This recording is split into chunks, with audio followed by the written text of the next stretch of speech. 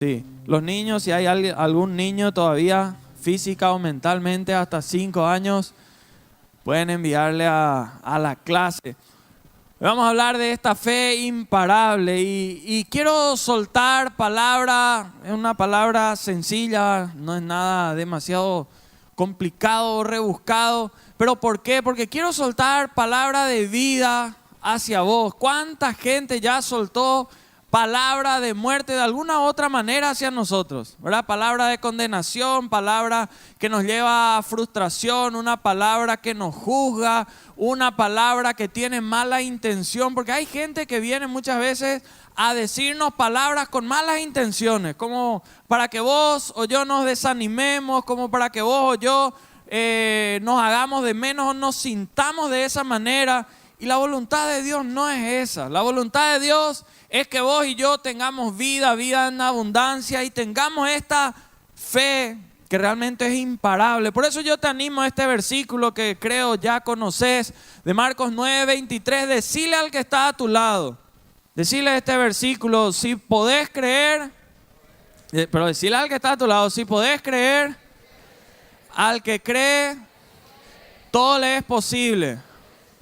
Fíjense que no es una frase motivacional quitada de algún filósofo, algún escritor. Esto está en la Biblia, ¿verdad? Y es palabra directamente de parte de Dios para cada uno de nosotros. Acá en la tierra, vos y yo como hijos del Señor, mirando por ejemplo este pasaje, tenemos que darnos cuenta que no estamos solamente para sobrevivir la prueba, sino para sobresalir en medio de la prueba. Dios para eso nos formó, Dios para eso a cada uno de nosotros nos puso. Él te puso a vos en el lugar donde vos estás, en la situación en la que vos estás hoy. No para que vos ahí tengas que, solamente sobrepasar y sobrevivir a esa prueba. Dios te puso para que vos con esa fe y todo lo que esa fe te lleve a hacer, vos puedas sobresalir en medio de esa prueba.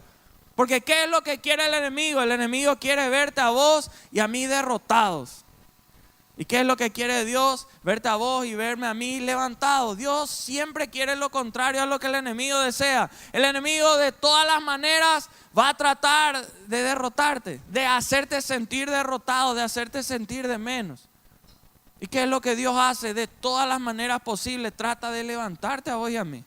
Por eso hay 4 cosas que quiero mirar rápidamente en esta noche contigo antes de que tengamos un tiempo de oración para que el Señor nos dé esa fe imparable. 4 cosas que afectan a la fe.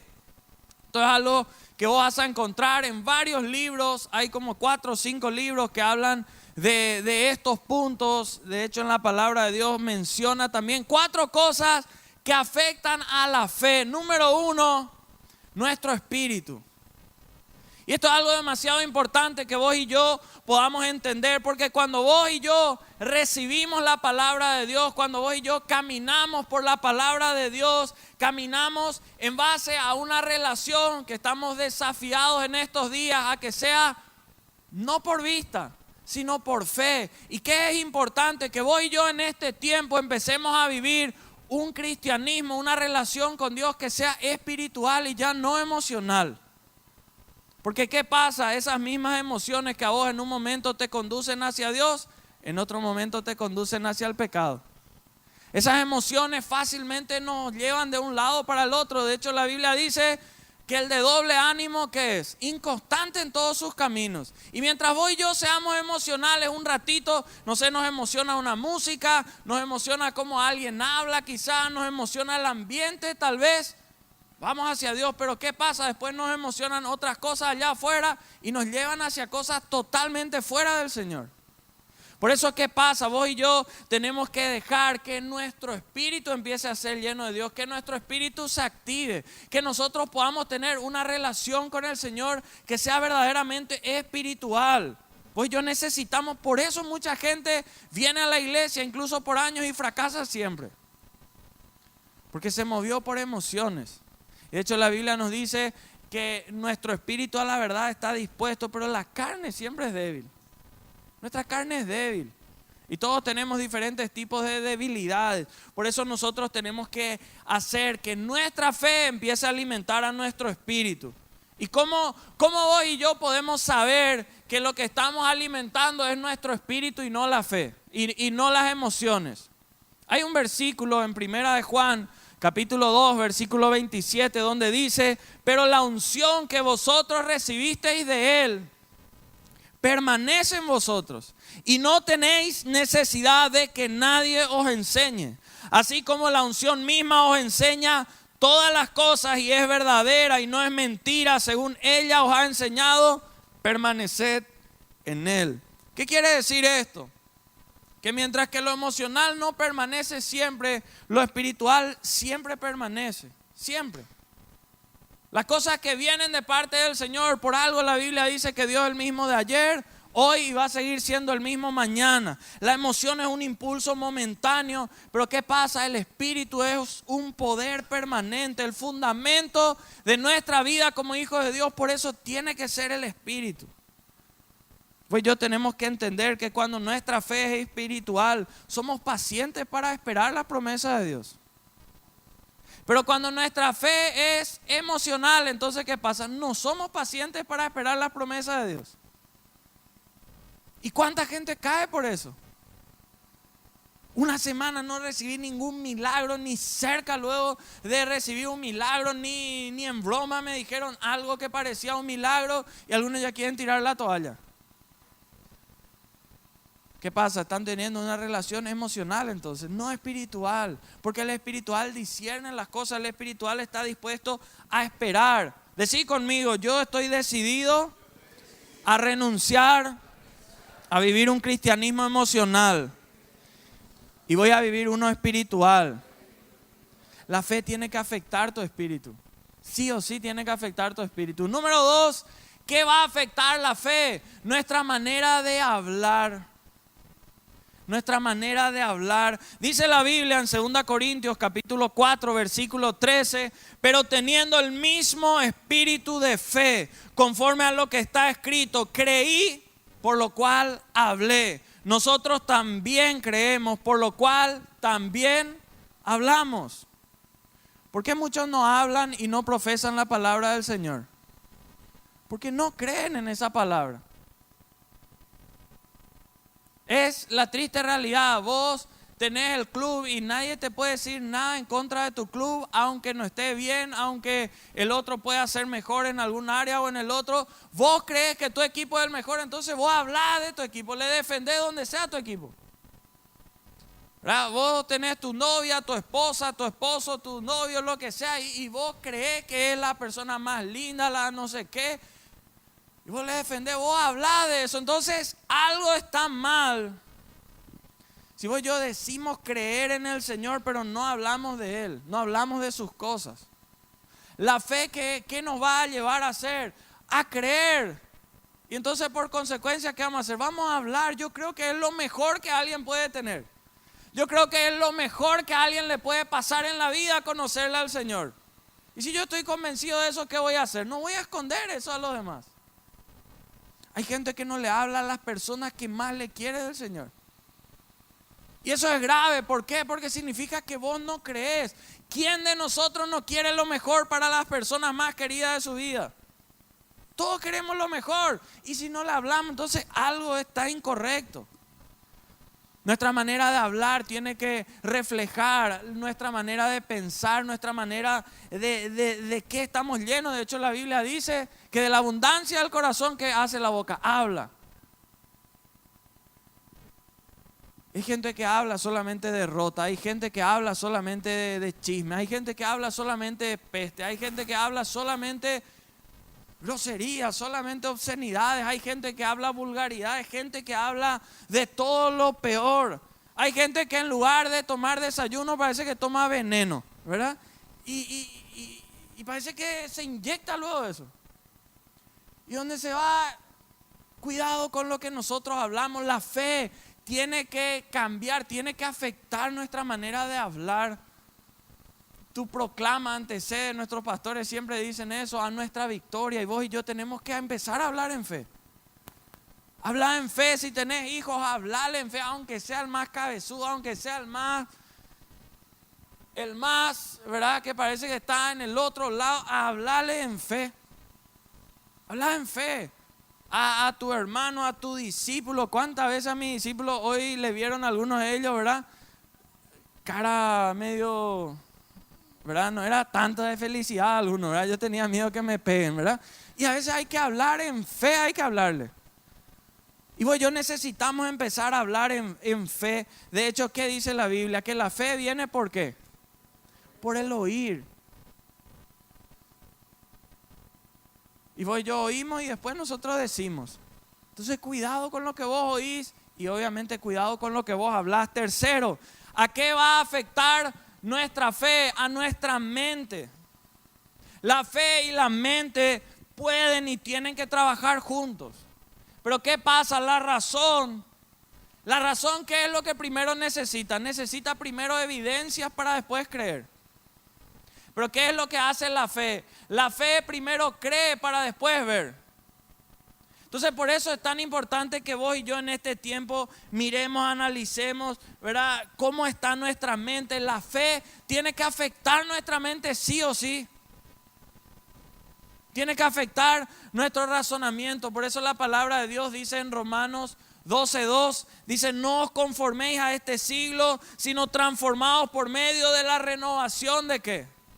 Vuestro entendimiento, para que comprobéis cuál sea la buena voluntad de Dios, agradable y perfecta. Muchos tienen su mente atada al enemigo, una mente atada a todo lo que viene de él. ¿Y sabes por qué el enemigo quiere operar en tu mente? Porque cuando él ata tu mente, él limita tu fe, corta, anula tu fe. Y entonces nuestra mente no está afectada por la fe y mis pensamientos son de derrota, son de frustración, son de decepción, son de fracaso. Mis pensamientos dan vuelta en todo lo que no tiene que ver con Dios. Pero ¿sabes qué pasa? Cuando tu mente empieza a estar llena de fe, tu mente se convierte en un laboratorio de generar bendiciones, de ver cómo oportunidades de bendición Dios va a empezar a dar a mi vida. Y hay muchos que solamente hoy en día piensan que nosotros estamos para producir con las manos. Pero ¿qué pasa? Este mundo está tan cambiante que hoy en día se paga más por las buenas ideas que por el trabajo que se hace duramente ahí con las manos. Y pues yo necesitamos pedirle al Señor, nuestra mente tiene que ser un laboratorio de fe, nuestra mente tiene que incubar ideas, y el Señor eso va a dar a nuestras vidas.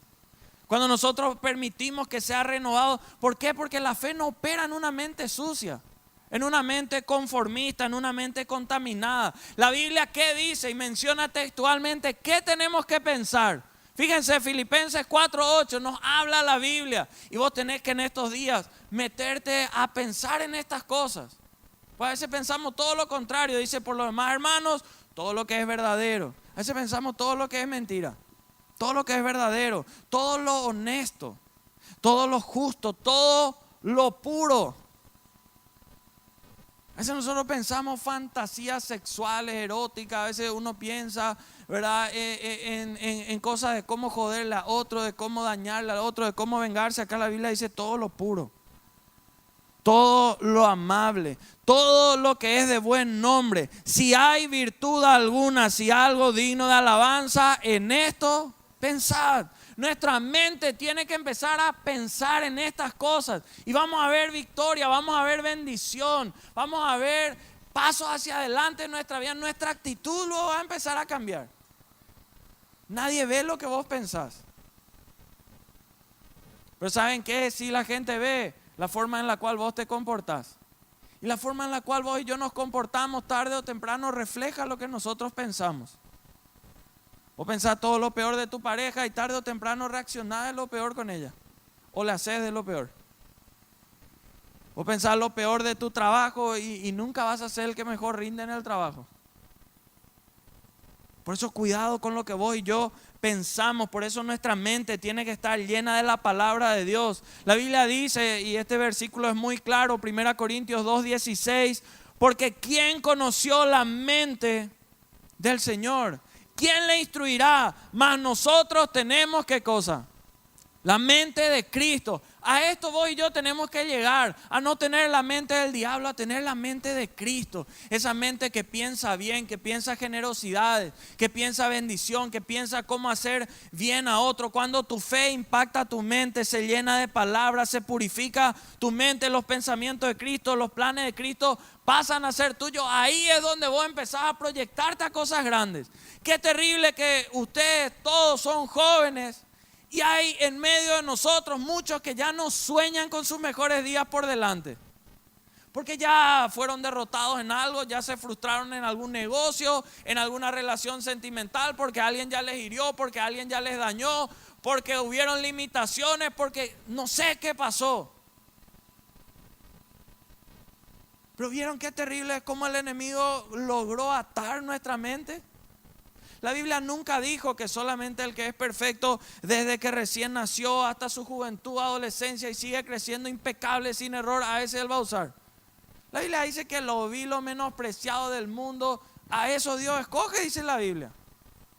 La Biblia dice que Él no hace acepción de personas, o sea que si somos personas estamos incluidos en ese grupo. Y ¿saben qué? Nosotros tenemos que pedirle al Señor, renovar mi mente, renovar mi manera de pensar. Algunos creen que ya no pueden amarle a otra persona por algo que le hicieron, por algo que le pasó. Renová tu mente. Algunos creen que no van a poder emprender nuevamente un negocio, tienen miedo, se quedan atados ahí. Renová tu mente. El que dijo que era imposible no fue Dios, porque Dios nunca dijo que algo era imposible para Él. Entonces, si en algo nosotros estamos diciendo esto es imposible, y pensamos esto es imposible, entonces no estamos teniendo la mente del Señor. Para Dios no hay límites. Y vos y yo necesitamos empezar a pensar de esa manera. Pensá como el Señor, pedile cuando vos orás, Señor, necesito que estos pensamientos salgan de mi vida. Y cuarto y último, ¿a qué tiene que afectar nuestra fe? ¿Saben a qué? A nuestra voluntad. Nuestra voluntad tiene que ser afectada, la fe tiene que tocar nuestra voluntad, tiene que llevarnos a accionar. Creo que todos conocemos este versículo de Santiago 2, 14 y 17. Dice, hermanos míos, y esto es para nosotros, ¿de qué aprovechará alguno si alguno dice que tiene fe y no tiene obras? ¿Podrá la fe salvarle? Así también la fe, si no tiene obras, es muerta en sí misma. Alguien dijo una vez, mostrame tu fe por tus obras. Si vos y yo creemos en el Señor, nuestros frutos van a dar evidencia. Hablábamos hace algunos días de qué te sirve decirle a tu esposa, tengo fe de que va a terminar bien nuestra relación. Va a salir todo bien, tengo fe que va a salir todo bien. ¿Verdad? Todo bien puede ser chuli un ratito de ese momento, ¿verdad? Pero ¿qué quiere después la esposa? Obras. Regalo, atención, cuidado, ropa, tarjeta. Eso ya cada uno es diferente, ¿verdad? Los esposos, ni ahí tengo fe que vamos a tener el mejor matrimonio. ¿Qué queremos los esposos? Obras. No puedo hablar, hay muchos solteros acá, ¿qué tipo de obras, verdad? Pero en el trabajo vos te vas y vos le decías a tu jefe, ¿sabes qué, jefe? Yo soy un tipo lleno de fe, me voy a la iglesia, me voy a la célula, toco en la alabanza y tengo fe que voy a ser el mejor funcionario de toda la historia en este lugar. Purete, el jefe tiene actitud de este tipo. Pero ¿qué pasa si pasan 2 días y el tipo solo fe tiene y no tiene obra? ¿Qué va a hacer? Despedido va a ser el tipo. ¿Por qué? Porque la gente quiere ver las obras y la Biblia dice sin fe, está bien, sin obra no alcanza con la fe. Hay tiempo para orar, hay tiempo para esperar, pero también hay tiempo para actuar. Y es momento que vos y yo miremos en nuestra vida. Hay momentos donde Dios nos manda a accionar, donde Dios dice, bueno, todo bien, tenés fe, qué purete, accioná conforme a tu fe. ¿Y saben qué es lo lindo? Que cuando vos y yo empezamos a accionar en fe, cuando vos y yo nos empezamos a mover en fe, nunca vamos a pasar vergüenza. Cuando vos empieces a moverte en fe, no vas a pasar vergüenza. Y podés mirar las historias de la Biblia. ¿Saben qué? Elías agarró y ¿qué tuvo? Tuvo fe, pero accionó conforme a la fe. 400 y más profetas de Baal estaban ahí. ¿Y qué tuvo que hacer él? Enfrente a todos tuvo que accionar, no alcanzaba con la fe que él tenía acá adentro. La Biblia no dice él tenía una fe impresionante en su interior, nadie vio lo que sentía y cayó al fuego. No. Él le desafió, él tiró agua encima del altar y él dijo: Señor, muéstrale a todo esto, y cayó al fuego. Elías tuvo tanta fe que le dijo al rey, le dijo: no va a llover,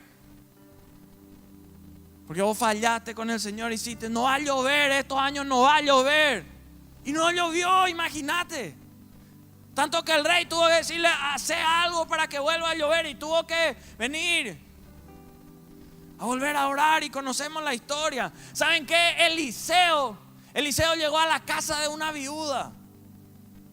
Y llegó a la casa de esa viuda y le dijo: ¿sabes qué? La viuda le dijo: ya estamos acá para morirnos, no tenemos nada, no alcanza para nada. ¿Saben qué le dijo Eliseo? Preparar la comida, le hizo preparar la comida, le dijo: servime primero a mí y después a los demás. Imagínense si no alcanzaba la comida, si no se multiplicaba y se quedaba ahí. Las noticias iban a decir: profeta comió lo último que le quedaba a una viuda. Imagínense. La fe le llevó a accionar y no fue avergonzado. David no fue avergonzado cuando se paró delante de Goliat. Imagínense, una locura. Imagínense qué podían decir las noticias. Mitaí se fue con piedrita, ni estaba armado, de todo.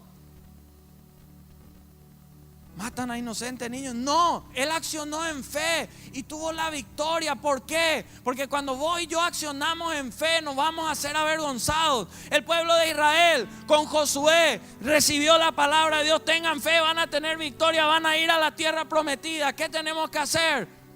Darle vuelta a los muros de Jericó, cantar. Y armamento no, cantar. Y 6 vueltas, la 7ª vuelta era gritar.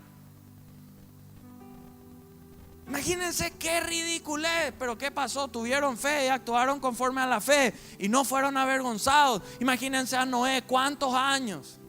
Construyendo un arca, no pasaba nada, no venía el diluvio, no se inundaba en ninguna parte. Y él construía el arca, construía. Hasta hoy en día iba a ser el arca de la vergüenza si es que no pasaba nada. No fue avergonzada su fe. Pero ¿qué pasa? Si tu fe es emocional, vas a empezar a construir y ni llueve. Y vas a abandonar lo que Dios te llamó a hacer. Nehemías tuvo que salir y empezar a reconstruir esos muros que estaban caídos. Se burlaban de él, le atacaban, trataban de hacerle. Pero esa fe le llevó a dejar su lugar de comodidad ahí en el palacio donde servía como copero del rey. Y se fue a accionar en fe. ¿Y cuántas otras historias podemos citar? Gedeón con sus 300. Ante miles fueron y obtuvieron la victoria. La reina Esther, por tratar de mantener a su pueblo, no fue avergonzada. Mirá la historia de José. Esa fe le llevó a pararse. En los principios no fue avergonzado. Daniel y sus amigos. Esa fe le llevó al foso, y ¿saben qué? De lo más profundo fueron hasta lo más alto. Esa fe vos y yo necesitamos accionar en este tiempo. María no fue avergonzada. Le dijeron primero, habrán dudado. No, ¿cómo que el Espíritu Santo se va a embarazar? Eso nunca pasa, eso no sucede. Pero ¿saben qué? Puede ser que tu fe en algún momento pueda ser motivo de burla. Tu accionar respecto a la fe lleve a que otros se burlen. Pero ¿saben qué? Tarde o temprano no vas a ser avergonzado y se van a ver los frutos, se van a ver los resultados. Hoy en día, ¿cuánta gente le adora solamente a María? Su fe no fue avergonzada. Job se mantuvo, su fe le llevó a no verse avergonzado. ¿Saben qué? ¿Cuál es el problema? Que hay mucha gente, y me gustó cuando vi que alguien hizo eso. Hay mucha gente que puso su vida como en modo avión, su vida espiritual. ¿Y qué pasa cuando el celular en una zona que no tiene wifi está en modo avión? Y te dice: llamarle un poco, llamarle a tu señora, a ver qué pasa. Y vos ponés para llamar y no llama. Vos querés revisar tu correo cuando está en modo avión, no bajan los correos. Voy a enviarle un mensaje, no envía mensaje.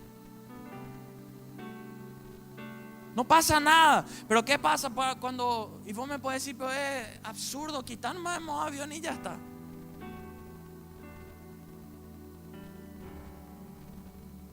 Accionar nomás conforme a tu fe y vas a haber quitado el modo avión tu vida espiritual. ¿Y qué pasa cuando vos quitas el modo avión? Empiezan a llegar todos los mensajes. Empiezan a llegar todos los correos. Vos empezás a clink, clink, a escuchar ese sonido. Lo mismo va a pasar cuando vos empieces a accionar conforme a tu fe. Clink, clink, van a empezar a llegar los mensajes de bendición, de puertas abiertas, de oportunidades, de milagros que van a empezar a recibir. Antes de que Dios permita que se ponga una carga sobre tu vida, antes de que Dios permita eso, Dios puso la fuerza dentro tuyo para resistir esa carga. Entonces, ¿sabes qué? Si la carga que hoy estás teniendo es muy grande, significa que la fuerza que Dios puso dentro tuyo es grandísima. Dios no va a permitir que algo venga sobre tu vida para matarte, para tumbarte, para derrumbarte. Porque el Dios que está dentro tuyo es más grande que cualquier problema, es más grande que cualquier limitación. Por eso su palabra dice que si Dios es con nosotros, ¿quién podrá contra nosotros?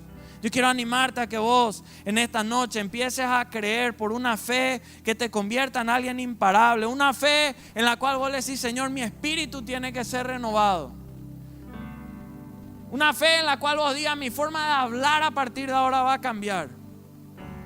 Mi forma de pensar, mi mente. Tal vez vos estás pensando, otro culto por fin está terminando. No. Hoy puedes tener tu encuentro personal con Dios y Dios va a cambiar para siempre tu vida.